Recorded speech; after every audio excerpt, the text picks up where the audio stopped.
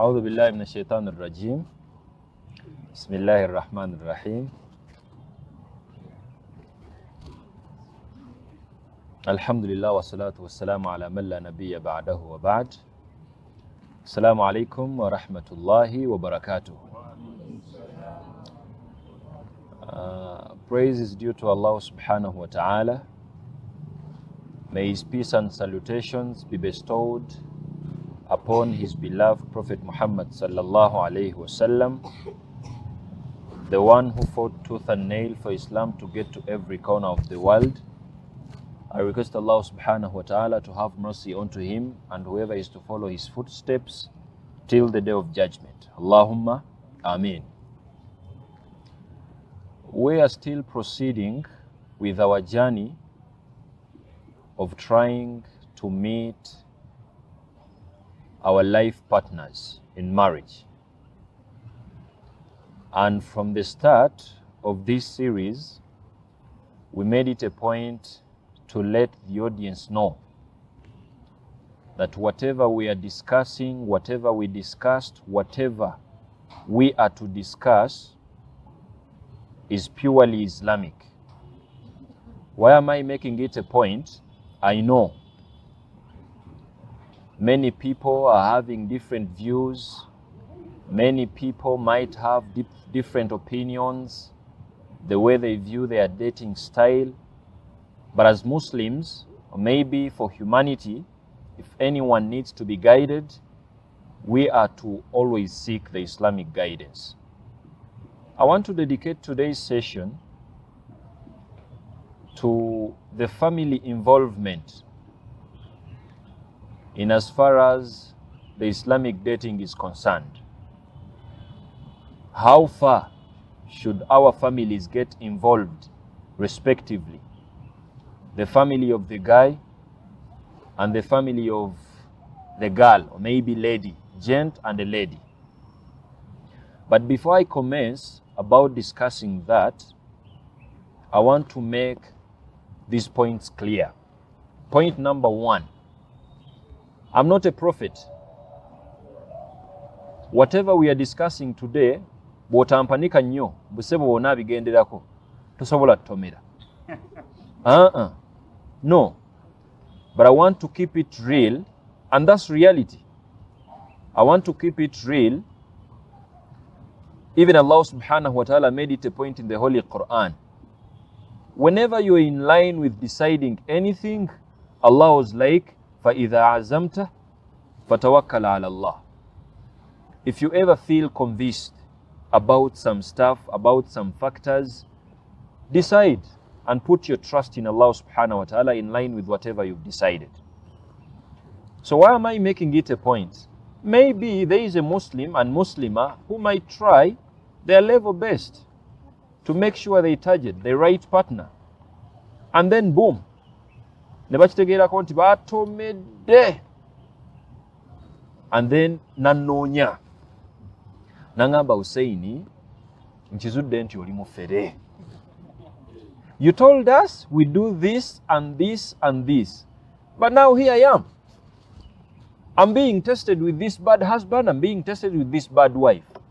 Nga nange nkuddiramu bulungi mu bitiibwa mmaze n'okukuddamu tojja. I'm not a prophet, I'm a guider. Whatever I'm trying to guide you, I'm simply trying to decrease chances of you okutomera. If I tell you that you have a lot to fix yourself before you switch to the someone you're dating, that's some sweet guidance. Because today what the world is trying to train us, tudduka kumazima, and I want to make this as a fact. No Muslim is going to consider whatever we discussed from our first very episode to where we are right now, okujjako nga every now and then they decrease their chances of hitting blockades. Naye oliawo olabayo ka episode kamu, you only came here one episode. N'otwala n'okamatira. Ne weerabira nti olina episode nazo tannaba kukola ki? Zotannaba kulaba. You have a lot to check in line with the Islamic guidance. Era bw'obeera wano nga wakandabako emirundi ng'esatu physically. Oba oliawo tulina obuzibu bwa social media. People just get simple clips. Ne kagoyinga vairu ne katambula. N'adigidira okwo kati naye ategedde Islamic dating oswadde. You have to go and watch the whole session gye twatandikira mpaka ate wano bensuubirawo waneeno whoever we are discussing with today sisuubirawo omuntu ayagala kumala budde. No, nawe kankudiringire nawo nga sinana kutandika. If you're here nga you think I'm your mentor, I'm guiding you, ne boyfriend wo the one you're cohabiting with, I'm guiding you with your girlfriend oyo gumutana kweyanjula naye muli mu baana basatu, gw'omwanjula nti mukyala wo tomanyi nayo basasula mahale, you're not the right audience. Nkuvuddemu tompanga nayo. I'm guiding someone who is real and they want marriage as a goal. Era nsuubira nti physically yemu abantu abali wano. Buli kyenjogerako waneeno tokimbuuza na kukimbuuza nti wama kati nze wembanga just tuli mu kuzannya, I'm testing. Toli mu bantu bange. Nkwegaaniddewo nsaba Allah akkirize nkwegaane bulungi mpaka woleete nniya nti you now want to settle, yiriba byoyiriba nabyo, maybe try your nanka mpaka wootuula nti kati you want marriage. This is when these episodes are of use. Anything besides that, banaye nkwegayiridde bana wanu weebuzaabuze nti ogenda kufuna wuzu genda bugenzi. This is not your business here. Family involvement. Way back, our families were just too real. They knew their responsibilities. They knew what they were supposed to do. Today, it's the opposite.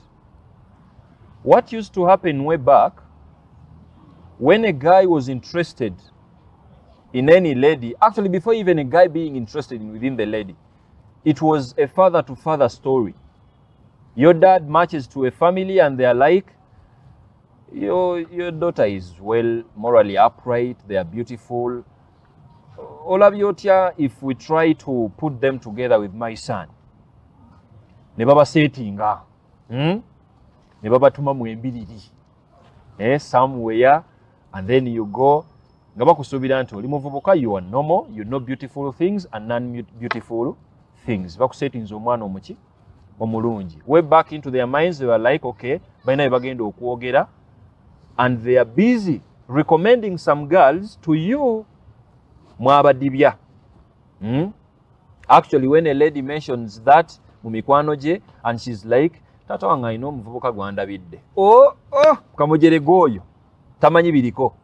When a guy is busy with the friends and they're like, mbadde ne taata awo n'abaako n'omuwala gwangambye nti ndowoozeeko, ekyo kyokka, it's a reason for you not to think about that lady. So today we are to harmonize the family involvement in as far as the dating is concerned Islamically. Factor number one, as we start, family is expected, our families are expected to get involved in the dating story of their child respectively. And that's the Islamic view. Your dad as a girl is 100% expected Islamically to get involved in your dating story. The same applies to a guy. Your family is 100% expected to get involved in your dating story. Of course, I'm going to justify my point. And we have very many stories Islamically to justify that. You know what happened with some of the daughters of Prophet Muhammad sallallahu alaihi wasallam? Let me start with Zainab, the first elder daughter of the Prophet, even before Islam. That's why I'm like, whatever we are discussing has nothing to do with your religion. Mukwano gwo abeereyo ng'ayiriba nga si musiraamu, bota mugana nti wano tukirizawo basiraamu bokka. Whatever we are discussing, it only takes for someone who has some good reasoning capacity to implement them. Zainab al-Kubra, the daughter of the Prophet, the first daughter of the Prophet, weyamala okula, and now she was an adult. Abu al-As matched to the Prophet. And he was like, Ya Rasulallah, I'm interested. I want to marry your daughter. I want to date your daughter. Prophet made it a point to say to Abu al-As, and he was like, let me first consult from my daughter. He matched to the daughter, and he was like, Abu al-As, the guy this and this, is interested in you. Do you really want to give him a chance? Yes or no? And then Zainab was, before Islam, whatever you're discussing, it's before Islam. The daughter was like, yeah, of course it's okay. I'm interested in Abu al-As too. And that was the commencing of the dating. And after a few moments, or maybe time passed by, they became husband and wife. So you get to know that this is a principle that the dad to a daughter is involved initially to involve himself in the dating story of the daughter. You know what is happening today? But I'm not going to say anything that is in line with your desires. Sense. Some girl there is now convinced. Nti kumyaka gya 25 with the experience in men, because she says zabasajja mbalabye kata I am experienced in men, different types. She is convinced nti asobola okufiguring out to assess a guy who are naturally liars mu bulungi when they are dating you. You are going to assess them and put away any guy as close as your dad. Omuteke wala nnyo luvannyuma nnyo taata wo bw'ayingirawo, and they are like, please omuvubuka ono yeekuba akazigo, but they are too bad for you. Sibukwagalizanga muwala wo n'otabuka n'onyiiga nnyo ekyejo bwe kibanga kiri mu 10 n'emmere n'ogaana okukola ki okulya. And now this daddy of yours is now concerned by my daughter. How am I going to let her know this boy is not good? Wagwadda mu mukwano baakusadde obulaba awo musajja alina ngeri byakukola okatukakasa nti yeye. Kumbe taatawo, he is a man, the only man that can assess your potential husband thoroughly without getting biased. Taatawo nga alina ku magezi gwe twogerako, without being biased. Tasobola kwagaliza kibi. Ate sivumye. I know what I'm talking about. We have dads who are not doing justice to their kids. We have parents who, just because they are poor, they want to hold their daughters victimized in their marrying off some men, bo abeere bulungi ne tanka z'amazzi maka, and the daughter is busy crying tears in marriage. That's what the society is training us. That's why I'm like, if you're having a dad and he's a morally upright dad, no one can assess your potential husband better than that dad of yours. And Islam is like, come on, you can't skip that stage of involving this first man. Atakulimbangako. He's the only man on earth akwagaliza ekirungi. Any man that wants to address you and undress you to make you a wife, trust me, gwe kenyini ng'omukyala, even when you're madly in love with them, it's not enough to thoroughly assess them. Oba munakategeera bakyala, munakategeera kweli, oba mbajjeko olugezigezi. Only that is the Islamic guidance. And not only that, but even with Fatima, Ali narrates to us that when he wanted to date Fatima, you know what clicked, like what rang the bell within Ali's mind? He was like, I need to involve the dad first. If you really want to know how serious a guy is, this is when they think of talking to your dad first. Negwe guy najjanga akugenda ntaatawo nowekanga n'okwekanga nti oli myaka 25 tata nalowooza ati 25 years wekanga. When are you going to get married? Let this guy march to your father to discuss issues. And then you're busy telling this guy and you're like, tata wange simanyi agenda kungamba nkyali muto. You're 25 years. Agenda kungamba nkyali muto. He's going to tell me that kata agenda anvuddeko ebyokundabirira, you guy gwa mukolaki gwa bamulabirira. A dad who is sane nga he's morally upright, nga asobola okuweera muwala we, kimuweesa respect when the guy matches to them. N'abagamba nti musajja mukulu, I'm interested in your daughter. Please, the reason as to why I'm here, to let you know officially that if all goes well, I need to make her a wife. How bad is that? Is that even bad? You know how many guys are afraid of matching to your dads just because they are afraid? That's a case to table. Tell the dad. Tuition.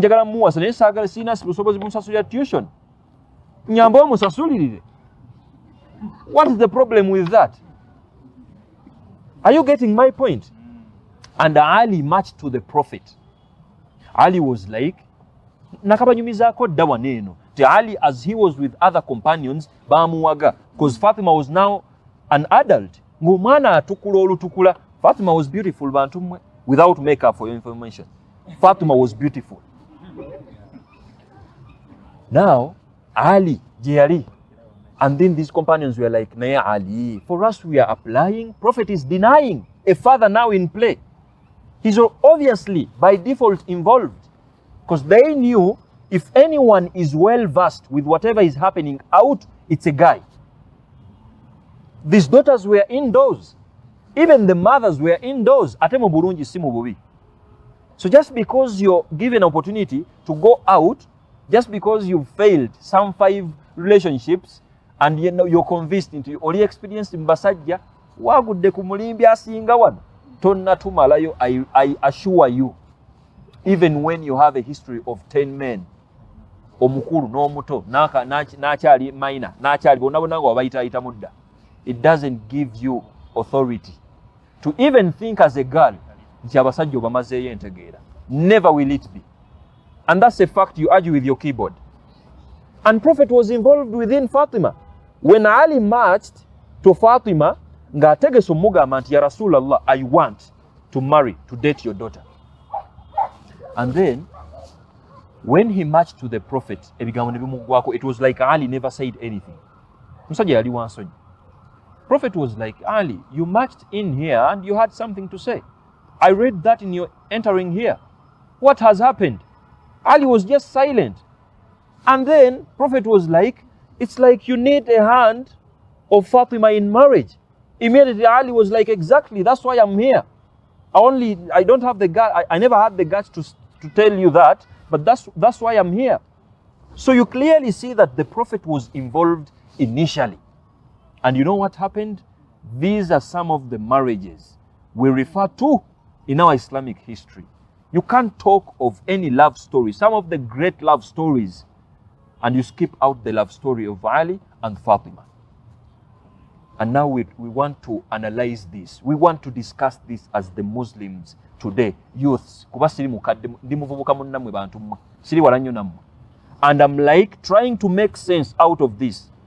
I'm like, okay, if the family involvement now is an issue, how far have you involved your family? Know your girlfriend, potential wife, and your potential husband. How many times have you involved your families? Now you're convinced. You're convinced.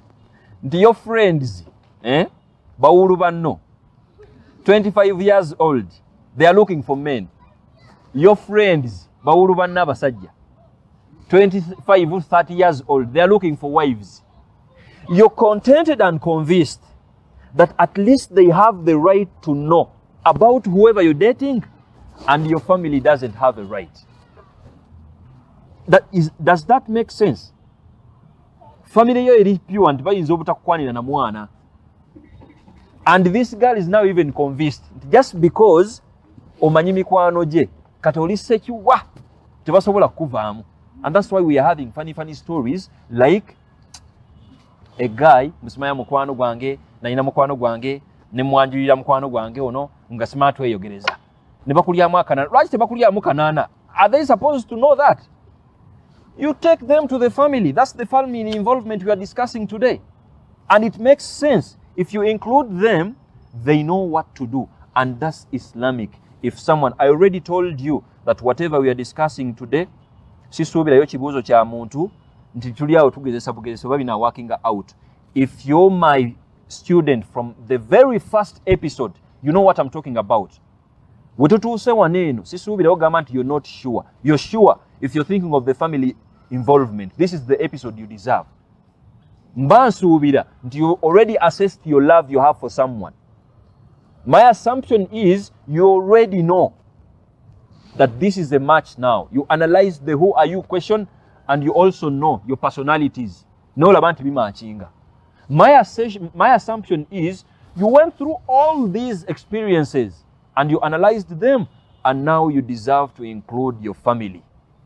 I don't know about involving mekanga you're not sure. Are you getting my point? Gwe bakwogerezaako waneeno n'okkirire wataatawo tomumanyire bumanyizi taata no baŋŋambyeko n'ogotaawe budde taata no baŋŋambyeko taata no baŋŋambyeko. Islamically I'm like nedda omusajja muwe ku kitiibwa atakumalidde budde tomumugamba akumalidde ku budde gw'omukola ki gw'omugamba, and that's the Islamic style. So all those stories, authentic stories of course, in authentic traditions, that alone indicates that we need to involve our families reasonably when it gets to dating Islamically. And it will never get outdated. Sibayinaako buzibu bantu mmwe mutomere ebintu byammwe naye omuntu atayagala kutomera. This is the guidance. Nje baleetedde wano nno free of charge. Mwe abali manyi mulimpanga muteebye. Ate nno bw'oteebanga bw'oti nga mutuufu you're using my guidance. Tobeera mu byatebu to the level obutaŋŋambako nzizeemu ku maanyi. Like for example Hussein amazima gennyini nze naye natomera dda naye wankubakubamu bw'oti n'entereera kati nkola ki ndi ku kituufu. The second factor, the father and mother on both parties are supposed to be used as the source of information to know more about your partner. I think we need that today. Yes, initially you're supposed to do the background check to check the matching between you and your partner. That's on your level as a potential husband and as a potential wife. You need your family to also, the family of the potential wife you're trying to date, to give you some information about the girl. You need the family of your potential husband to at least give you some little information basically about their son. You really want to convince me that a mother to a girl ng'akuze naye for 30 years, now you're going to date the 30-year-old now for 30 years, tainaawo kayinza kuwa as a tip and information about these daughters. Maybe there is this kind of information when this girl tables that to you, oyinza n'okukayita akamanyiiro, and then this mother is like, mutabani nno tetuganye mubala bufumbo, but this daughter of mine bwe yali wa myaka 10 yali muwalampi wa miti najja ava ku muti n'agwa wansi ne bamulongoosa.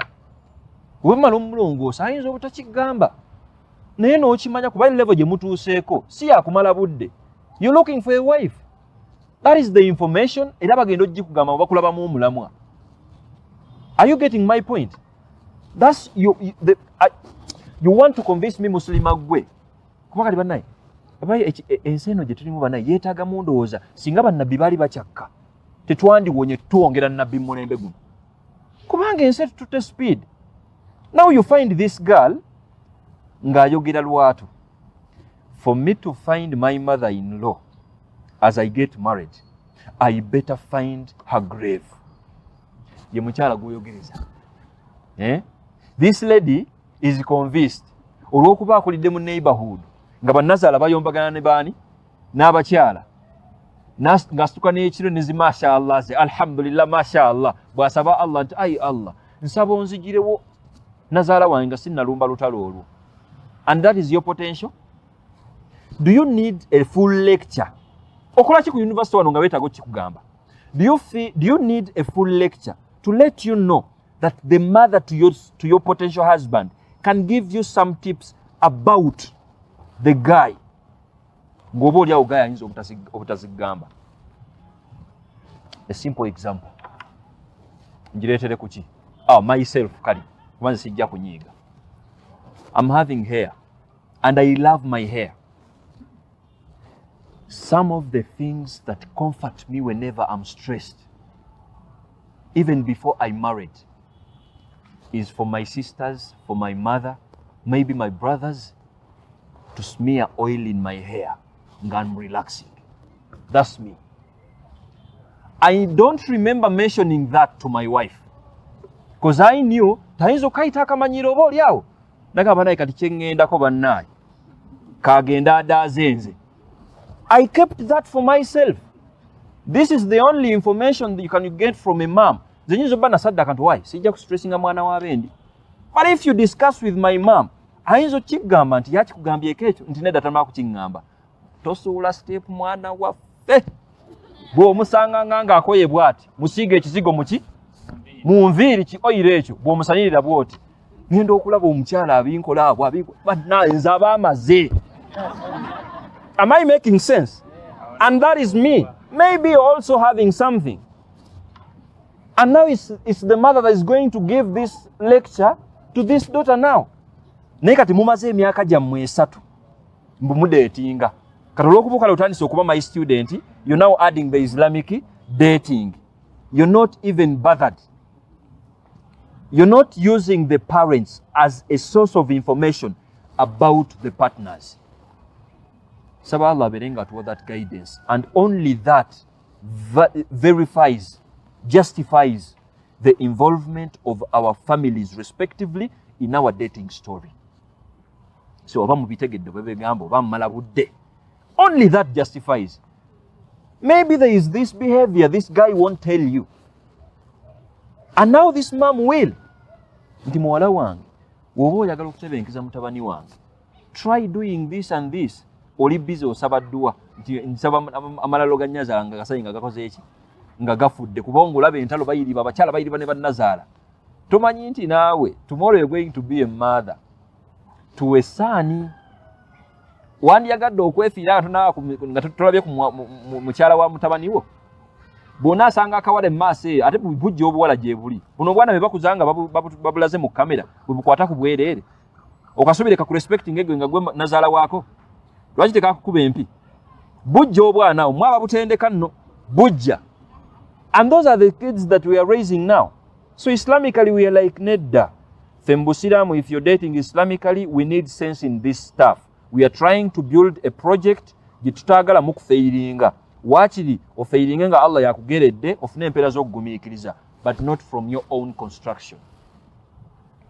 Tomanyi engeri gye kirumamu nga mbutuufu okimanyi it was out of your own negligence. At least otomere naye nga wakola what you are supposed to do. Nti nagoberera bulungi nakola kino nenkola nekino naye Allah akoze eki angezeseza. That's a different story. But hitting the blockade and you already had the guidance, ekyo kintu kiruma. Saba Allah abeere nga atuwa entegeera eyo. So only that also justifies the involvement of our families respectively. The father, for example, you need some information from the father of the potential wife before, just like you need the information from the mom. Bamama bategera nnyo abaana baabwe. When did you last talk to the mom?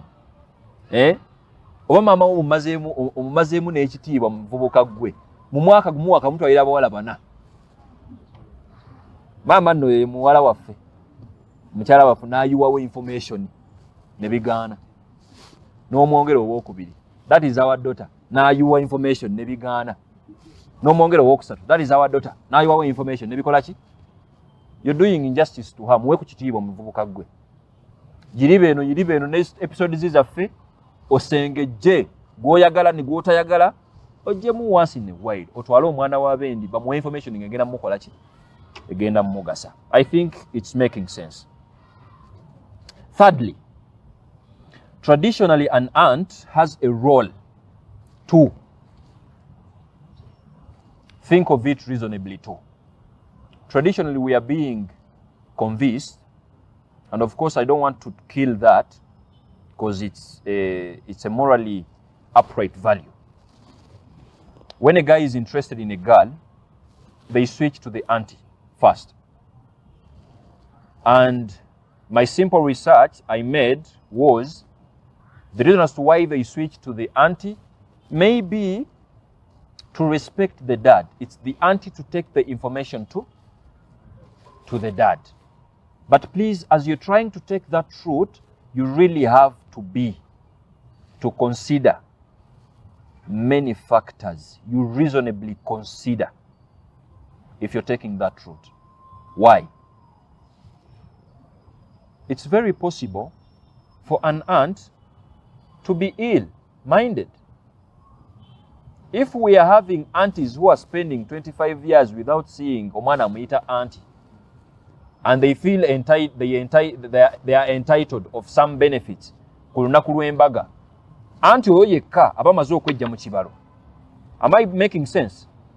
If we have aunties that are not playing their role as aunties, because the right auntie traditionally is someone who is in the life of whoever they call them auntie.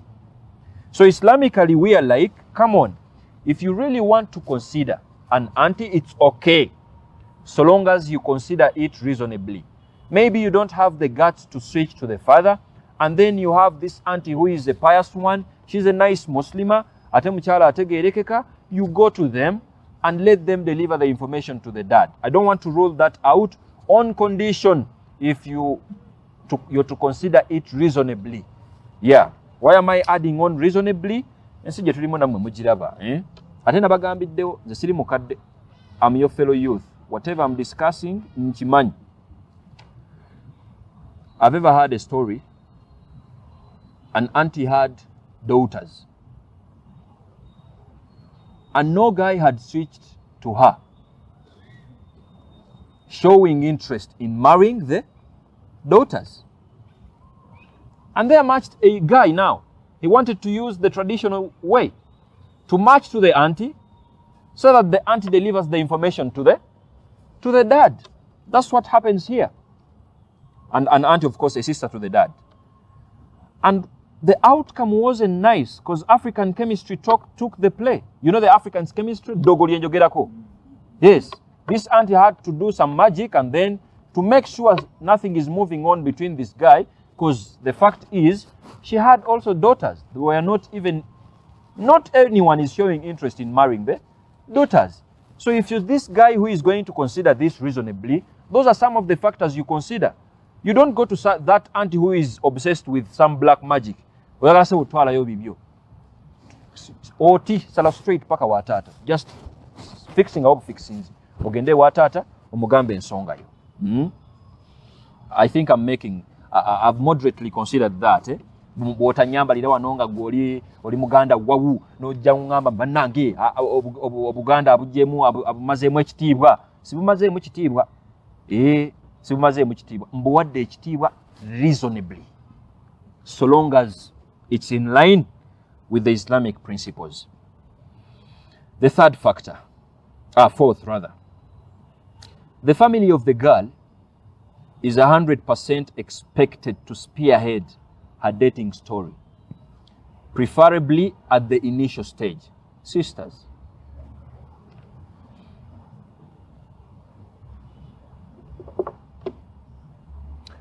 for the guy, if you're my student from the beginning, you know that before you approach a girl, you already know about her. You already know about her family, basically. You've dedicated some time to know the family you want to get this lady from. After you putting a proposal to her, or maybe to her family, please, sisters, never rule out your family when it gets to assessing whoever is applying. Please. We are seeing very many funny, dramatic stories. Oyiriba n'omusajja eyo myaka gya mweja tonnamanya nti yayogerezaako ku maama wo. Maama we agenda okumulaba bw'ati ng'alabira ddala oli mujja we n'agamba muwala wange sisobodde naye omwana simusiimye bulungi. N'otomera awo n'wekyanga, my mother is not doing. That was only an example. Bantu mmwe kisoboka tekisoboka? kisoboka bana basajja batagala obutagazi we bati nayogereza buli kimo kati imani nakola tauba nga mazo okugeza ku maama wonno yamusanga yo mukyala yeyambadde hijabu nanyuma Friday nno aloza muto munne namugwira naawo kati waisewe banga ayogereza gwe mama we yakuzaala okyali kati mwennawe musisinkana oyinza okugamba mama we ye elder sister gwe younger sister kumbe ayogerezaawo ku mama wo. So Islam is like, no, as a daughter you're a guardian. Actually the Quranic statements are clear. Fankihuhunna bi'idhni ahlihinna. If you're to consider marrying a lady, you don't rule out the guardians. So if at all we are guiding a guy never to rule out a guardian in line with marrying you, is it fair for you to rule out your guardian in line with assessing whoever is bringing a proposal to you? It doesn't make sense. So Islamically it's like your family is expected to take this as a responsibility. Bakufunira omuntu omutuufu and to help you assess balabe whether this someone is really nice or not. If that's not happening, then please, you're doing injustice to your own self. I think you're seeing these funny stories now. Why do you involve your dad?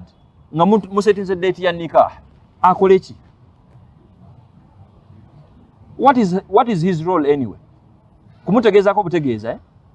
For the side of the guy, tuyinza kitegera nkalo yiriba byokka ne kiba oyiriba wekka. You also involve your dad. Let me start with the sisters now. The reason as to why you involve your dad is for your dad to analyze this guy that is interested into you and to make sure he is making some points, boundaries clear, that my daughter, you're getting my daughter out of a fence. She is loved and she is cared for. This is a dad speaking to the potential husband now. But you already convinced your guy achimanyi ngabo yakujjayo tata otayombyeko nakuyo talina na kyamugambye tokubanga mwana wange mweyagalira ekitanda kye kikyali wano mwana wange tumukola bwoti amuwanno mateeka omusajja agenda okutwala n'omujjako right eyo kati mbusebo you're civilized nnyabo gwe osomye nnyo oluzungu lwo and you think your father who doesn't know English tasobola kuteeka some sense in the guy that needs to marry you. Bw'omala okuyingira obufumbo ng'otagala bakuba ggwe nno nga bakuzza ne bazzukulu abakyali abato. Your father is busy wondering omwana ono yanzija mu kibalo in the equation nga naye bw'ogenda obbeera taata ne maama and your daughter and son is not going to consider you. Mumanyi we kiruma ekyo ye. You're a father to someone and you don't have any advice you're giving them mu bufumbo gye balaga. And that's the world, that's where the world is taking us. So Islamically we are like nedda bambi tetujja kugenda na kibuyaga oyo atayimu makulu. Islamically you give them a chance for this father to play their role. Let them spearhead. Kale mwakibajjako ekyokubanoonyeza abaki abaagalwa naye tokkiriza to fall madly in love with some guy without involving them. Maybe they might guide you here and there. And this is the hierarchy with Islam. If at least your father is high ranked, you can't approach him, the grandfather is there. He's the second in command. Kusaidi omukyala. If the grandfather naye atutedde lya taatawo, the brother is there. Level yemu, you speak to your brother to approach your father or maybe your grandfather. And maybe if it's not, that's the hierarchy. And why is it there? To make sure our Muslimah is being guided and our Muslimah is being helped out in line with trying to filter someone who is serious and someone who isn't serious. May Allah subhanahu wa ta'ala guide us to the best. I believe if you involve your families in that respect, that alone is going to help us. Naddala nga muli bawulu. It's going to help you. Now, when I ask you, you're dating, not as well, no, we are dating. If you're my student, no, Islamically. We are dating Islamically. Nenkubuuza nti okay, thank you for dating Islamically. Islamically I mean temuli mu katemba busimanya mu malabudde, are you still young to get married, ebyo si bye njogerako. Njogera kati ng'owulira kati oli ku kisenge weetaaga bufumbo gwe njogera naawe kati. And now I'm asking you, does your family know anything about whoever you're with? No gamba amazima genyi, sincerely speaking, no one knows in my family. Not even your brother. Not even my brother. Why? I don't know why, but it's not yet the right time. And then I ask you, what about your friends? Even your friends don't know. No taswala nonziramu. They know, come on, they are my sincere friends. They really have to know. We understand each other. Your friend, you understand each other. Mwena muli bawulu. You understand each other. Nga n'omusajja akwogereza buli muwala amwagala. You are understanding each other. Are you really fair? Webakubako omusajja ogenda kukaabiraani. And the world is busy training us nti posting on the status. Kuba okimanyi taata wo talaba status ne mama wo talaba status. Balina simu ntono. They won't see this your hubby, my boo husband, otaddeyo kati kuposti. N'ebigambo nkumuli tu paragraph. This is my potential husband. Please, if you see him anywhere, temumukuba. That is my world. So everyone knows nti amwe kiwedde mutambula, and your family doesn't know anything. You're really unfair mukyala gwe, you're really unfair musajja gwe. Tusaba Allah abeere nga atuwa entegeera eyo. I believe if we adopt those principles, tetugenda kutomera mu bitaliimu. Do you really need a reason okakasa omuwala gw'oyogereza nti oyagala kugenda waabwe bagamba nti oyagala muwasa? N'atintima nnyo bannange nkole ntya nze, it's too early, ndaba nga sisobola bufumbo. Ng'omanya ogenze ku mwana muto, muviire noonya ku bantu abakuzeekuzeeko obawase. Is that too hard to understand? Naye soba okuyiriba n'omuwala alowooza, a 25-year-old, she thinks akyalinayo emyaka gye 5 gyakweyagalamu bweyagazi, to march to the beach with some girlfriends, bagende ku color parties. 25-year-olds akoona 3 mukato yali ready. Muviirenga, look for a lady who is ready nga takiina mbuzibu kyakumachinga w'abazadde be. Actually, that's a bro code Islamically. Fe musajja nga anayogeza mu Busiraamu, sukka nawo tuukirira omuwala ono ng'ewaabwe watuukayo nadda. Mbadde sinaba wa chance eyogera ekyo kyaggwako. Oba only that is going to be an issue. This girl kati couple ekyankalanye an issue, a factor now erimu kati mu discussing muyomba. This girl is like, naye musajja gwe, why do you disrespect me like that? You just go to my father like that and you want to marry me like that? Who told you that wagende wa taata wayagala kuwasa ntubigenda kuwakinga out? Dating is only a promise to marriage. Tanna kuwasa bisobola okugana. Osobola okugamba taata wo nti taata wange waddaze naye tetuconnectinga, mugobe wa barakallahu fiikum. Naye kiba kikuwadde ekitiibwa. I normally make this as a principle. A lady that is being approached via a dad, ekyo kyokka kitegeeza nti you've respected her and you value her. Surprisingly, today the world is busy training us. Tisebo okuyiriba naye emyaka gyammwe 3-2 bwe muzungana mu bufo obulungi wano mukati gwaliko naye ng'ewaabwe tebakumanyi nakumanya. Olumalanga ebbaluwa ziyitingana nti balina gwe banjula, waliwo eyakuyisaako ekyuma awo tayagala mmala budde n'atuuka ewa taata n'alaga obwa seriousness, oli eno oyiriba, please I'm still settling myself. Bwayogerako nti banaye, come to my father, at least let my father know that you're here. Do you know what it means for a girl you're dating, not even married? Nawuliranga ewaabwe bawuliranga akaaba, taata we n'akukubira ku kasimu, tonnamuwasa, n'akugamba mutabani, omwana wange omukoze eki? Binyuma oba tebinyuma? Tonnaba muwasa naye sebo Sezaala yakubuuza, omwana wange omukoze eki? Awo kotolede wali okugaidinga, mukyali bato laabwe bazungana, mukyali bato kati angayingira omukoze eki? Bakubira gwe. Bameka mumwe be Sezaala bakubira, mubadduka na buddusi. Omusajja osala naye mu masjidi emirundi eja 5 naye mukuse onoonya maanyi gagendayo mulaga nti you're interested in his daughter. Otoswaza nnyo naye oba kubuuza nti oli muyizi wange tompaayo ojja kuba onswaza ojja kuba onswaza. That is the guidance Islam gives us nti ekyo kyokka at least our assumption is please kiyamba to get guided respectively. Nomanya nti omwana omuwala if you involve your family at least a brother, because we are like in the previous episode you're not even allowed to go out okujjako nga a relative is there.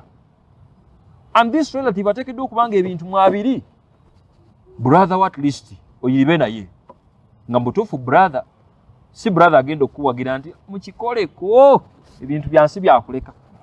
Ye brother mwennyini agenda okumanya omulimu gwa as a brother. For your information, you as a brother, you have a responsibility to respect your sister in line with finding a right man for her. Just like you have a responsibility, if you get to know anything bad about the guy that is dating your sister, or you know buyinza Islamically, to make sure it fails, because this is your sister. Webinagana nga muli bamulekwa, you're supposed to harbor them, shelter them. Bobufumbo buganye ajja mu maka go kwebaka kubanga sister. That's how a lady naye obusiramu nga bw'abaagala bantu mmwe. Okimanyi ssebo nnyabwe, if you get married and your father is no more, your mother is no more, brother wo yogota wa kitiibwa, obusiramu bumugamba ssebo avuddeyo mu bufumbo, olina omulabirira alidde atya, asuzeewa. Bw'oba toliiredde musuza mu makaago nga naawe okyayiriba mu kupangisa murentingire sista wo gworentingire naye basista bamwe bali bayiriba n'ensi bayiriba wava omusajja ono wamugoba n'agenda kwewokubiri ne bamugoba bwapangisayo ne bamugoba ku renti oli eyo naawe oli brother era bwe njogera ku brother wano soogera ku brother kati ensi banaba ensi be yatwala njogera ku brother amanyi obuvunaanyizibwa bwe ngaki nga brother. You have a role to do to guide your sister. Oba mutowo oba mukuluwo. Saba Allah aberenga ababwa atuwa entegeero eyo. The guy's family is also expected to reasonably get involved. Your family, bw'otagamba just because you're a guy, tata wo talina kyakugamba. Yes, you're not too experienced. Waliwo ekintu ekitera okutuzza emabega wano. Some youths, they get convinced nti olw'okuba bayise mu relationships nyingi kati mubafuuka ba consultants mu relationships. If you're dealing with human beings, you're only experienced with the one you're living with. Oba naye nkaddemu. The fact that you've been with 5 failing relationships tekitegeeza nti tukukyaze ku TV sebo tuwe ku magezi okujjako nga tukubuuza magezi gaawo abafailinga. Ntwamone yasooka yali ki ng'otuwa ensonga kuba omumanyi. Owokubiri yali ki? But now to start bring that bad history of yours ogitukube mu maaso, you're now authoritatively saying with experience, nako n'okwogera with experience, I want to let you know nti abasajja bali webati ne webati ne webati. So long as you're dealing with human beings, you're only experienced kwabo bomanyi. Botamanyi tonnababba kola ki? Tonnababba manya. So just because you've been with many girls, botalowooza nti katolika fulumba wala. You need some elder advice in line with when it gets to dating someone or maybe getting in marriage. And I should make this as a disclaimer. As I'm trying to mention all this, my assumption is you have to be in the know. Ku byonna bye twa discussing emabega. Whoever is watching this and whoever is here, and this is your first episode, wakanda bomulundi ogusooka. Daye emabega olabe ku episodes zaffe ezasooka. The couple we are trying to address today is a couple nga mbutuufu tetubasuubira mu level ya kuyiriba. We are convinced buli omu ali wano nga twatandika ffe naseka Muhammad okimanyi gye twatandikira yonna tukimanyi bulungi. This is now the couple gye tutrainings okuva ku ntandika that we are guiding it, and right now bali convinced in marriage ejja maaso awo. This is when you involve your families. Tetukusuubira kubanga okyatagala okyali mu bantu abalowooza mana bawange asunguwala nnyo ate nze sisunguwala twakumala dda wali emabega tuwaba asunguwala nnyo oba tokya appreciating ekyo mugobe onoonyeyo atasunguwala nnyo as simple as that. Tetukusuubira ate ku episode ya leero kutandika kubuuza should I involve my family when this guy is not even ready to do what? He's not even ready to ali awo tannasalawo. Tetukusuubira mu ebyo. Atuuse ku level we are like they are ready and you really have to take this step of involving your family. Lastly, before we get to the advantages and disadvantages, personally, this is what makes sense to me. It doesn't make sense for the world to know anyone I'm dating, yet my family doesn't. And today, WhatsApp siye yajja. Mumaze ka wiki naka mu relationship. Status nezivuga. Ate kati WhatsApp is also having this style of era tata ali walo ne mama bote ibala muwala wa hizo bako isa trick eno oboli ku WhatsApp. Like this status here and you choose people who are going to see the status. Nogenda nojja mu kotata wo mukambwe nojja mu nesengawo nojja mu nejjajjawo bali walowooza ka muslima kali yokana kafe kasoma olyeno obubusa abantu bojjako omwezi gunotekako omulala bote balaba. So now Muslim gwali mu kudatinga and you claim you're dating Islamically, you're convinced nti ensi etegeera kwogereza naye family yote natuuka kukola ki tenatuuka kumumanya mutuuka n'okuswaza families zammwe tata bwe yeekanga nti bannayo omwana yafiiridde mu kazigo kaani mikwano gyo nga gyogera tubadde ffe tumumanyi mwana bakyekolako awo buli weekend naye ffe tukola ki sajja tunaaswalaswala ofiiridde mu kazigo omulambo kati guswadde taata bamulangira mwana wamuvaako. So Islamically it's like no, the right people need to know. And that's why some scholars were like, when you're dating, try your level best to keep it silent. Tetwagala nnyo manya nti bifeirinze.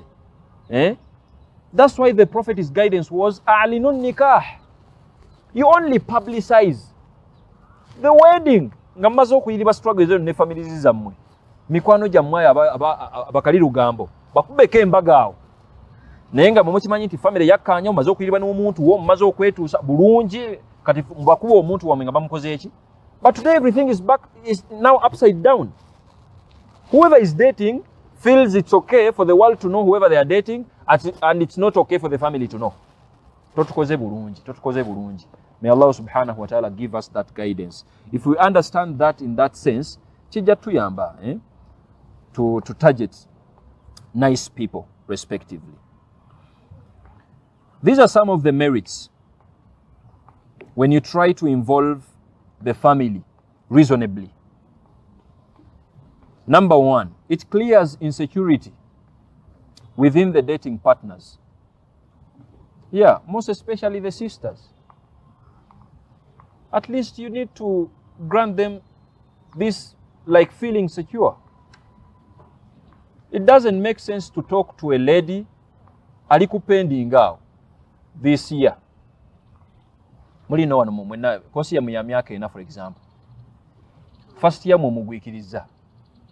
Second year mutandise dating Islamically kubanga kati muli wano. No muyiriba second year. Third year.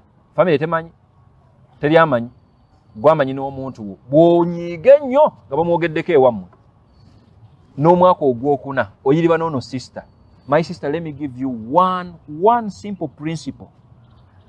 If the guy is not ready to come to your family as you're dating, and they are not even comfortable okwanjula in their families, come on, that alone eyinza okubeera red flag for your information. Era bwakuwasanga, those are some of the miracles that Allah is doing for you after the prophets.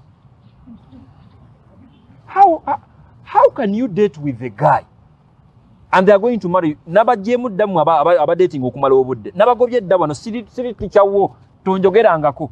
if you're dating for fun. Whoever I'm addressing today is someone who is dating for marriage. Someone is dating you for marriage, and 3 years down the road, they are uncomfortable for them being known mu family yo. Nga boleta topic ino ate mbatandana na gireta bwotyamu tiba naye we najireta tagenda kunyigira ka week ino kalamba bwati no gisirikira kikino kyo sirikira. Please come to my father, please come to my mother. Bweyebuzabuza bwakomba emimwa bwabuzabuza bwagamba nti bannaye I'm not yet ready, you know sweetheart. Bwakwita mu sweetheart awo nakuwa line nga busatu ngogwamu ngati abanaye ajja kujja n'omwogero omulundi ogwokubiri nakubebisaamu awo nakutwala ku cafe Javas kati n'ogwawo eyo point n'ogikola ki kumbe ebbanga ligenda. When you're going to click 28 ng'omusajja yakumayira obudde emyaka ena, that's when you're going to realize that you need someone atakumayira budde, and you don't need a full lecture and a full khutbah for you to get to know that the body count of a girl is too limited as compared to them. They have some good time okumala obudde bwabwe, but you don't. Bobera n'emyaka gye obanko anguyizemu wana ekibalo. Bobera n'emyaka gye 25 oba otuuse oba tonnaba, oba otuuse 25 oba watuukatuuka dda naawe katuseemuko emyaka kwemeka 23 awo oba ojjirira kale 23 gayi najja muwali munno kale si muwali munga gayi munaddiini kyentegeeza nakulaga nti ali interested of course nga agobera Islamic dating nakwogereza ne muyiriba naye emyaka eja tamanyi family yo naye tomanyi family ye. Emyaka ena oyina emeka kati? Oyina emeka? 27 wallahi oba ogenderera 27 ogenderera 27 kati gyoyina ne bita working out. Kati nga toyinayo olutalo olulala olw'okufuna omuntu omulala ate mudde mumwetegeere kuba tagenda mufuna leero akuwasa enkeera omwaka omulala gumu ebiri gugenda omayiza oli mu 3 awo ogenderera mukyala. Bw'okoona 3 chance nno zijja.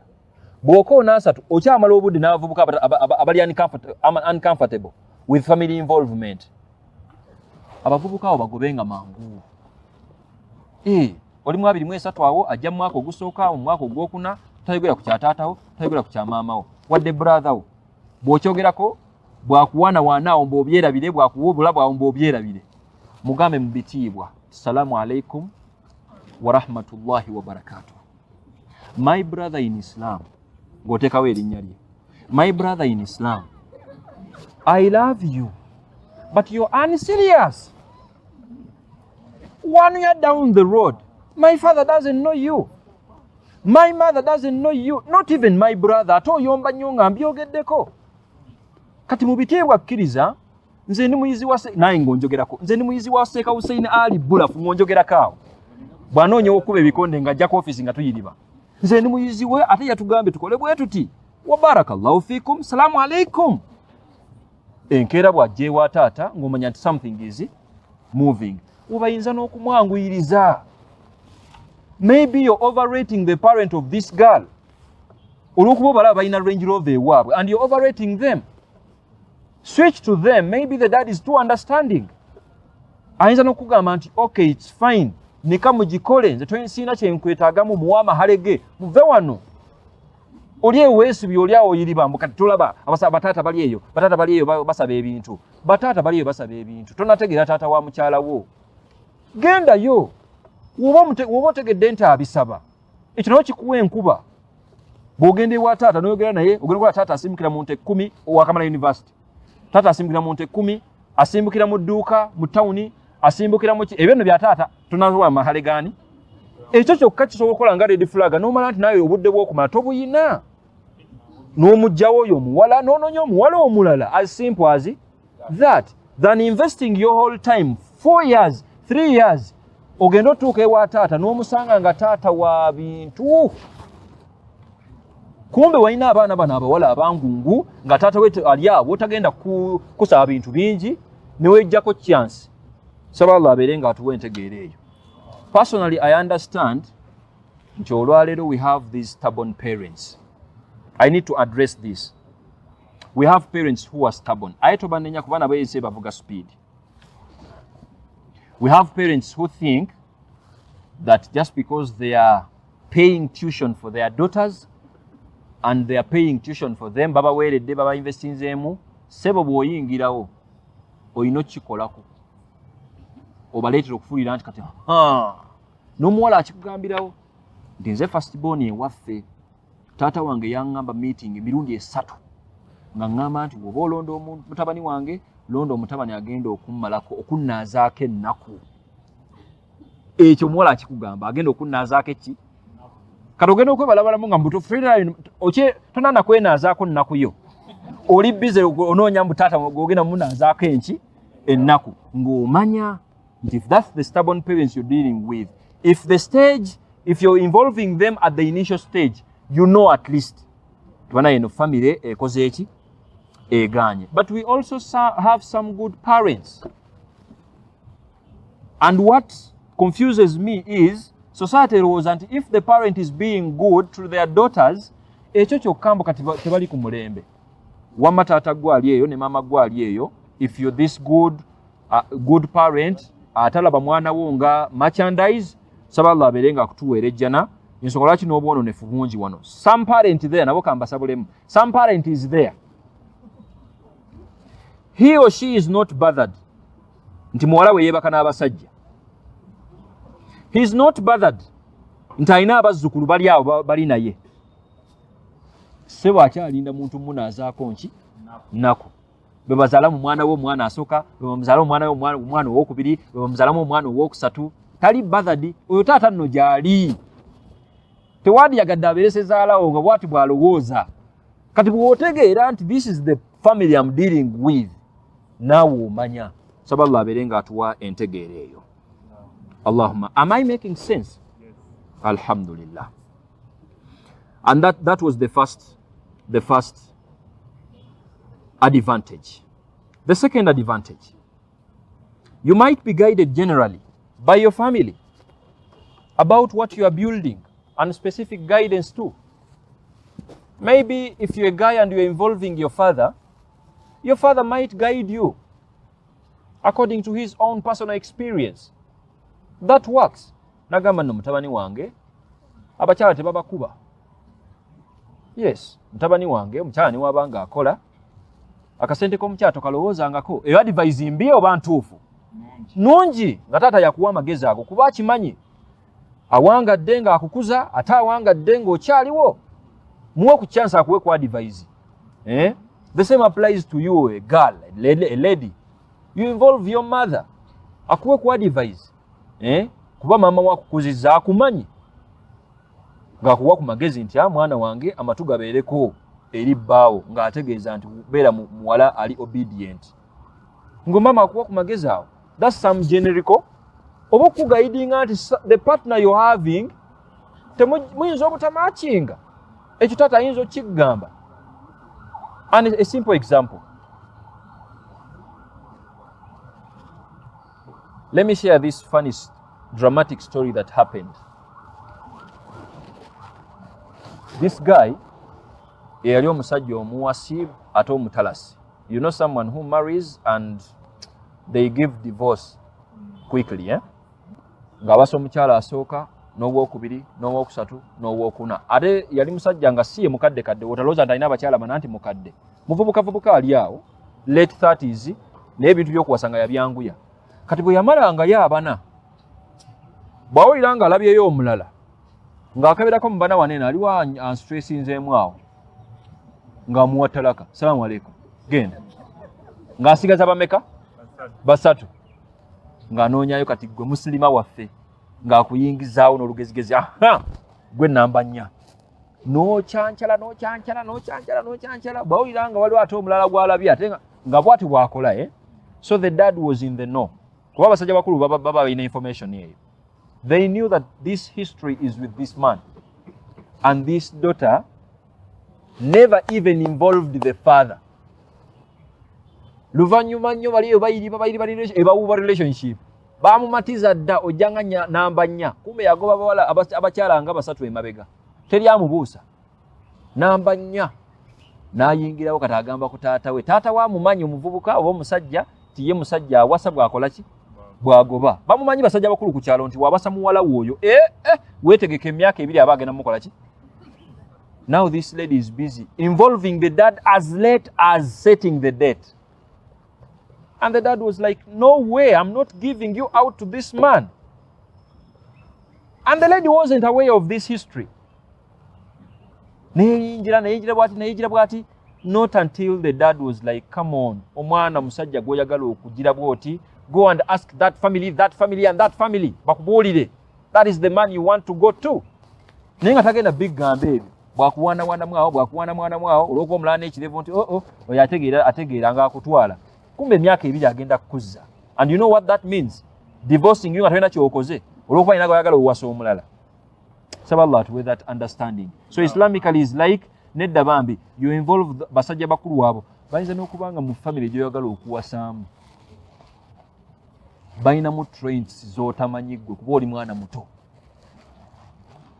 Taata w'omusajja mukulu ali mu 60s yawangaala ne mukulu munne eyeefiira emyaka 10 emabega naye nga mu trains zaabwe mulimu traint ekontagana ne family yammwe.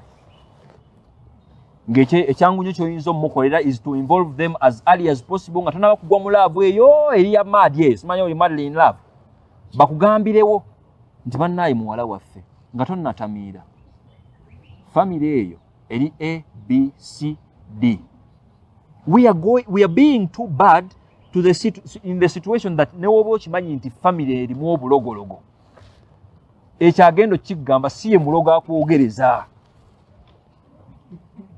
Atagala kigamba wabula taatawo yayinza okumanya nti family eyo twawulirako nti mwalimu omusajja yagiwasaamu n'akomyawo omwana awo olw'obulogo. Naye ate n'omusajja yagenda wadde nga baawukanye tali bulungi gyali eyo. Bw'eri otagala n'omukwano gukuwuuba lw'onaamala omuwasa bakulogemu awo ewiiki omanye liyinza okulwawo okukwata kubanga oli musaaze olina engeri gy'osaalamu awo. Allah akubeererewo naye ng'osobola oddiiringa nabyo wano priorly. And whatever I'm an African, I know what I'm discussing. Naam. Okay, inshallah. I know what I'm talking about.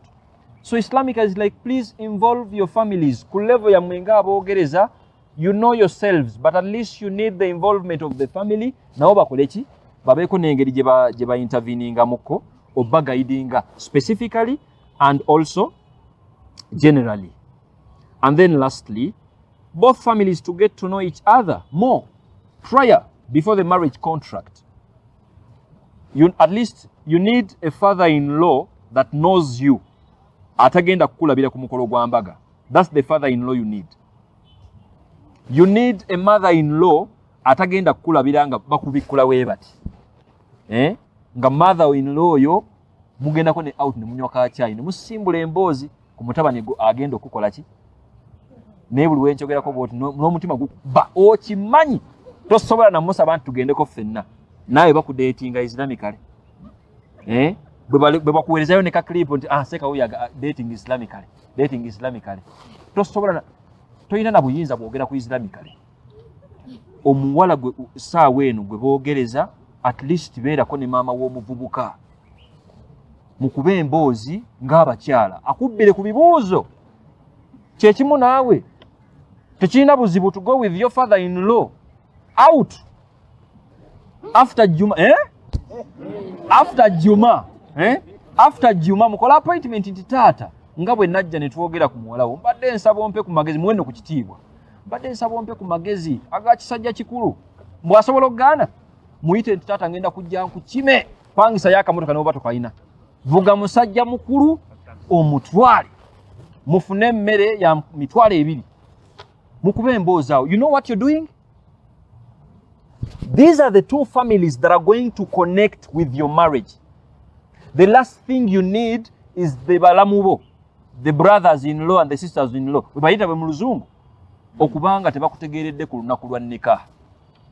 And I normally pity the girls because at least omusajja akuleta mu family ye bakujja mu bantu b'omanyi ku bantu b'otakola ki.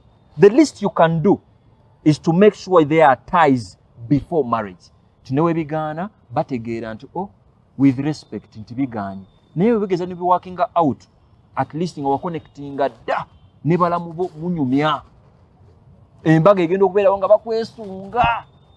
bakwesunga bana mwana wa sumulu kole ki mutuleetere. You with this girl atayagala kumanya abalamu bote balina kye bamugamba nawe toyagala kufaayo busebo sajja kufumbirwa kika kiramba banzijeko olunderevu noyiwawo n'oluganda oluka bakujjeko olunderevu bagenda kulukujjako it's okay, but you don't know how tormenting it is to be married to a guy nga yekka gw'omanyi mu family ye. That's when abasajja beefiira ne baleka ebyobugagga emabega nga tewali mulamu asobola kuyirawo mubiri tebakumanyi nakumanya bakulabiddawo n'olugezigezi lwo ozze toyagala namanya bibakwatako. So Islamically we are like, no, don't be too bad like that.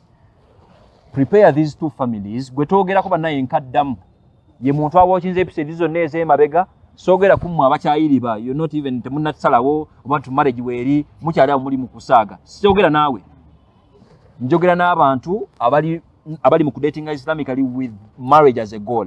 Start as early as now.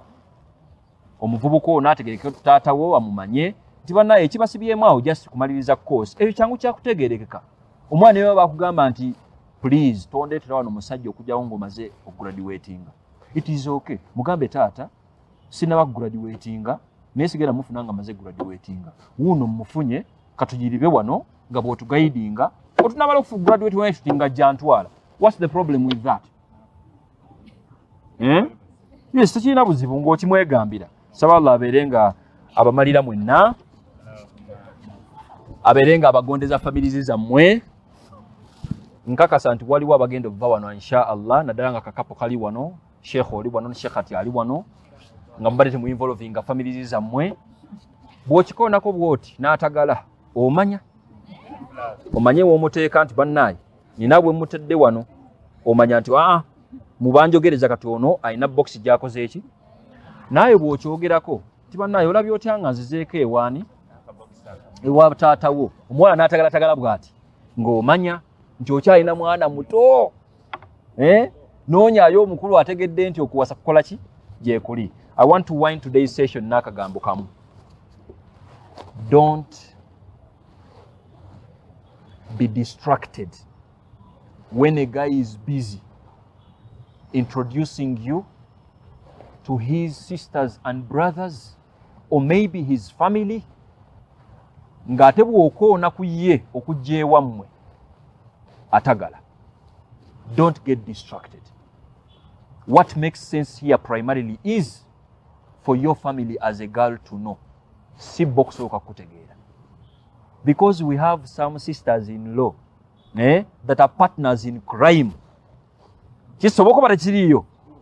Nga bwaleeta akawala gundi nga ye mulamu yategeeka nti gwe mulamu wendeeta bwo nti muchamule mwawo ti mulamu waffe. N'akolege 10 emyaka 5 aliko ogo mulamu waffe bwe bakugoba wayitayo omulala mulamu waffe. Don't ever get distracted with that. What makes sense is distracting n'ekyo naye ng'ewammwe bamumanyi. That's if he's dating you Islamically and he wants to marry you. Bw'ajja ewammwe akimanye kati it is now official. That's when your dad and his dad may even be in need of meeting banyumyemu nga families ebbiri omukolo gwammwe gubadde gutya bagwanguyiza batya kuba bakulu bakola ki boogera basikinkane batya nga mmwe abaana mukyagaanya obba involvinga mu bintu. Tusaba Allah abeere nga ateeka Islamic dating ku ntikko ate abeere nga adibya byonna bimulowooza nti bikola. Nkakasa no one will throw the Islamic dating off okujjako ng'otegeka the bucket of tears to cry ongala oyina okukaaba yagalagala. Secondly, no one will ever adopt to the Islamic style of dating ng'alina ku magezi n'adoptinga ku Islamic style of dating from the beginning gye twatandikira mpaka we tutuuse olwaleero okujjako nga ebisinga obungi ebi dramatic ebyo abaamaze obikola ki okubijjawo ng'afunye omuntu omutuufu. Mwe abalimanya kye muli mpaku yawmul qiyama saba Allah abeere nga abasobozesa abawulu abali wano mufune abantu mu involving ne families zammwe. Allahumma amin.